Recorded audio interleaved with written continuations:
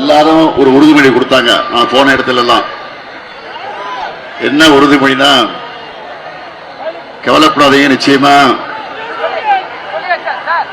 நாங்க எல்லாரும் உதயசூரியனுக்கு தான் ஓட்டு போட போறோம். மதச்சார்பற்ற முற்போக்கு கூட்டணி வேட்பாளர் தான் வெற்றி பெற வைக்க போறோம். தமிழ்நாட்டுக்கு நீங்க தான் மீண்டும் முதலமைச்சரா வரப்போறீங்க. மீண்டும் 2 பாயிண்ட் வாட்ச் தான் திமுக 2 பாயிண்ட் வாட்ச்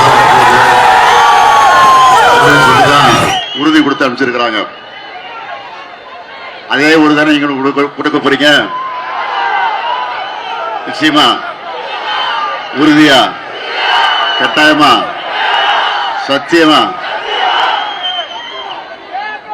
ஆக அந்த உறுதியை தரக்கூடிய உங்களை எல்லாம் நான் கேட்டுக்க விரும்புறது, ஏதோ திமுக ஆட்சி பொறுப்புக்கு வந்தே தீரணும், நான் முதலமைச்சரா வந்து உட்கார்ந்தே தீரணும், ஒரு 200 பேருக்கு மேல சட்டமன்ற உறுப்பினராக நம்ம எல்லாம் வெற்றி பெற்று போகணும் என்பதற்காக மட்டும் இல்ல. இந்த தேர்தல் என்பது எதுக்காக நடைபெறக்கூடிய தேர்தல் என்பது முதல்ல நல்லா புரிஞ்சுக்கங்க. இது தமிழ்நாட்டுக்கும் டெல்லிக்கும் நடைபெறுகிற தேர்தல். நேற்று பாதி டெல்லியை க்ளோஸ் பண்ணிட்டோம், தெரியுங்களா? என்ன பாதி டெல்லி க்ளோஸ். தொகுதியுடைய பிரச்சனை நடந்துச்சுல, அந்த நிலையில ஒரு மசோதா அவசர அவசரமா திருட்டுத்தனமா தேர்தல் நடந்துட்டு இருக்க இந்த நேரத்தில் பிஜேபி ஆட்சி வந்து தொகுதி சீரமைப்பு என்ற பெயரில் ஒரு அவசர தீர்மானத்தை கொண்டு வந்தாங்க. இத்தனைக்கு மத்தியில பிஜேபி ஆட்சியில பெரும்பான்மையாக அவங்க இருக்கிறாங்க. கூட்டணி ஆட்சியை சேர்த்து கூட்டணியோட சேர்த்தா அவங்க தான் பெரும்பான்மை இருக்கிற நேரத்தில் கூட பார்லிமெண்ட் அந்த மசோதா தாக்கல் செய்யப்பட்டு விவாதம் நடந்துகிட்டு இருந்த போது எல்லாரும் பேசுறாங்க, எல்லா கட்சி சார்பாக பேசுறாங்க. பேசி அந்த தீர்மானத்தை ஓட்டெடுப்பு விட்டாங்க.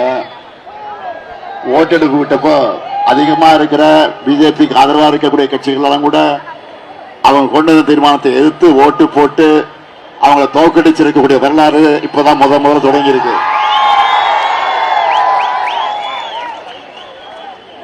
இனிமே பிஜேபி பொறுத்த வரைக்கும் தோல்விதான். ஆகவே ஏன்னா நாம 40 எம்பிக்கள் அங்க இருக்கிறோம், புதுச்சேரியை சேர்த்து 40 எம்பிக்கள் அங்க இருக்கிறோம். 40 எம்பிக்கள் இருந்த காரணத்தினால்தான் அதை அழுத்தமா வலியுறுத்தி வற்புறுத்தி மற்ற கட்சிகளோடு சேர்ந்து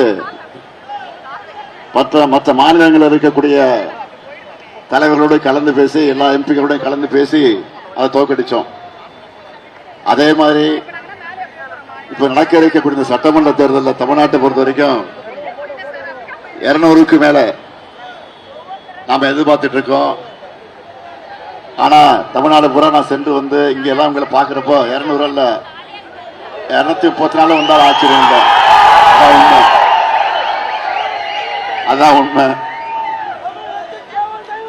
ஆக அது வந்தாதான் நிச்சயமா நம்ம கண்டு பயப்படுவாங்க.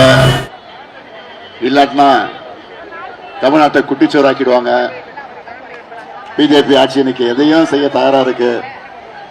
அதனால உங்களை எல்லாம் நான் அன்போடு கேட்டுக்கிறேன், இந்த தியாகராயன தொகுதியில நிக்கக்கூடிய வேட்பாளர் யாருன்னு உங்களுக்கு தெரியும்.